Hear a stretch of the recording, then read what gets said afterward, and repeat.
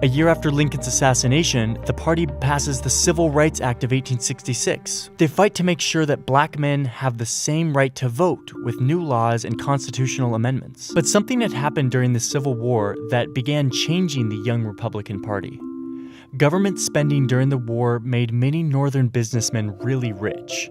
Gradually, these wealthy financiers and industrialists start taking more and more of a leadership role in the Republican Party. They want to hold on to power, and they don't think that fighting for black rights in a mostly white country is the best way to do that.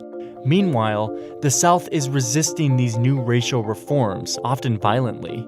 And most white Republican voters and leaders now feel that they've done enough for black citizens in the South, and it's time to emphasize other issues. So in 1870, the party basically gives up on reforming the South, deciding instead to leave it to its own devices.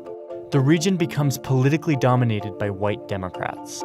Going into the 50s and 60s, race and the South returned to the forefront of national politics, with the civil rights movement attempting to end segregation and ensure blacks truly have the right to vote. The civil rights debate isn't a purely partisan issue. It's more of a regional issue, with Northerners from both parties supporting it and Southerners from both parties opposing it.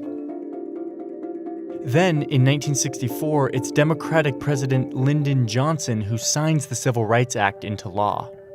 And it's Republican presidential nominee Barry Goldwater who opposes it, arguing that it expands government power too much.